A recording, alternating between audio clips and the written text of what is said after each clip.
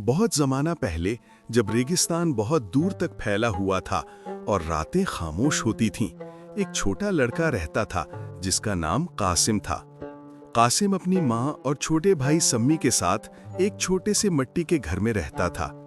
قاسم صرف 12 سال کا تھا، لیکن اس کا دل بہت نرم اور محبت والا تھا۔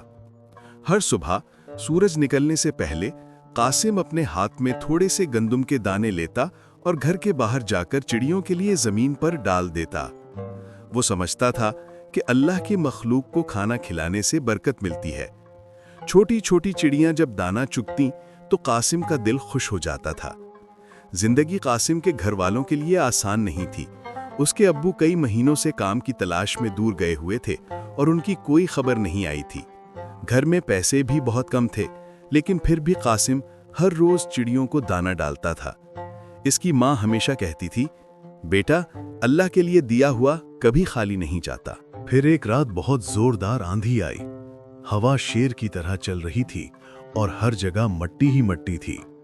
صبح ہوئی تو قاسم نے دیکھا کہ ان کے گھر کی آدھی چھت ٹوٹ کر گر گئی ہے۔ گندم کا آخری مٹکا بھی پھٹ گیا تھا۔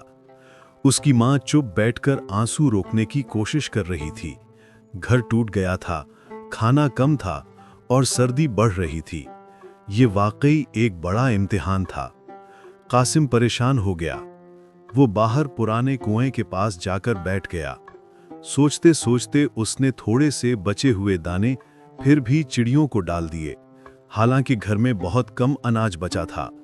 چڑیاں فوراً آ کر دانا چگنے لگیں اور کچھ دیر کے لیے قاسم کو اپنی پریشانی بھول گئی۔ قریب ہی ایک بوڑھا مسافر کھجور کے درخت کے نیچے بیٹھا تھا۔ اس کے کپڑے مٹی سے بھرے تھے، مگر چہرے پر نرمی تھی۔ وہ قاسم کو دیکھ کر بولا، بیٹا، جو اللہ کی مخلوق کا خیال رکھتا ہے، اللہ اس کا اور زیادہ خیال رکھتا ہے۔ قاسم نے اسے ساری بات بتائی۔ ٹوٹا ہوا گھر، ختم ہوتا اناج، غائب ابو اور اس کی ماں کی پریشانی۔ مسافر نے سکون سے سنا اور کہا، امتحان انسان کو مضبوط بناتے ہیں اور اللہ کبھی اپنے بندے کو اکیلا نہیں چھوڑتا۔